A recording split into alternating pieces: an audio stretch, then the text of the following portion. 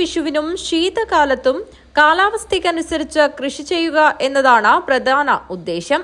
വെണ്ട, പയർ, വഴുതിന, പച്ചമുളക് എന്നിവ മഴക്കാല കൃഷിയായും ഒക്ടോബർ മുതൽ ഡിസംബർ വരെ ശീതകാല കൃഷി വിളവെടുക്കുന്ന തരത്തിൽ മത്തൻ, കുമ്പളം, പാവയ്ക്ക, അമര അടങ്ങിയ ഇനങ്ങളും അടുത്ത വർഷം ഫെബ്രുവരിയിൽ വിഷു വിളവ് ലക്ഷ്യമിട്ടും കൃഷിയിറക്കും. മുഴുവൻ വീടുകളിലും ജൈവ കൃഷി ചെയ്യുന്നതിനുള്ള പ്രേരണയുണ്ടാക്കുന്നതിനായി തൃക്കരിപ്പൂർ ഏരിയയിൽ 10,000-ൽ പരം പച്ചക്കറി തൈകൾ വിതരണം ചെയ്യും. കാർഷിക പാരമ്പര്യം നിലനിർത്തുന്ന തരത്തിൽ കുട്ടികൾക്ക് വീടുകളിൽ കൃഷി ചെയ്യാൻ പച്ചക്കറി തൈകൾ വിവിധ സ്കൂളുകൾ വഴി നൽകും.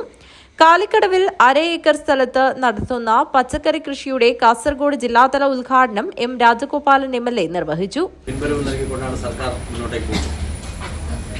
കേരളത്തിലെ ഇടതുപക്ഷ പ്രസ്ഥാനത്തെ സംബന്ധിച്ചിടത്തോളം LDF എന്ന നിലയിൽ നേതൃത്വം നൽകുന്ന CPIM-നെ സംബന്ധിച്ചിടത്തോളം ഈ ജൈവ കൃഷിയുമായി ബന്ധപ്പെട്ട് ശ്രദ്ധേയമായ ഇടപെടലാണ് പോയ വർഷങ്ങളിൽ നടത്തിക്കൊണ്ടിരിക്കുന്നത്. കർഷക സംഘടന എന്നുള്ള രീതിയിലാകട്ടെ, പതിവ് സാധാരണ സമര സംഘടനാ പ്രവർത്തനങ്ങളും കൃഷിക്കാരുടെ പ്രശ്നങ്ങളും ഏറ്റെടുത്ത് പരിഹാരത്തിന് വേണ്ടിയുള്ള പോരാട്ടങ്ങളെല്ലാം നടത്തുന്നതോടൊപ്പം തന്നെ വളരെ ശാസ്ത്രീയമായി കാലോചിതമായി നവീന കൃഷി രീതി ഉൾപ്പെടെ പഠിച്ചുകൊണ്ട് കൃഷിക്കാർക്കിടയിൽ അവരെ ബോധവൽക്കരിക്കുന്നതിനും കാർഷിക മേഖല ശാക്തീകരിക്കുന്നതിനും ഉതകുന്ന രീതിയിലേക്കുള്ള പ്രായോഗികമായിട്ടുള്ള ഇടപെടലുകളിലേക്ക് കൂടി കർഷക സംഘം മുന്നേറിക്കൊണ്ടിരിക്കുകയാണ്.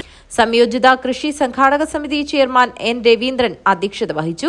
ഗ്രാമപഞ്ചായത്ത് പ്രസിഡന്റ് PP. പ്രസന്നകുമാരി, കർഷക സംഘം ജില്ലാ secretary P. Janardhanan, E. Kunhiraman, P. Kunhikannan, PK. Lakshmi, P. Reshna, PV. Chandran, K. Prabhakaran എന്നിവർ സംസാരിച്ചു. News bureau, Trikaripur.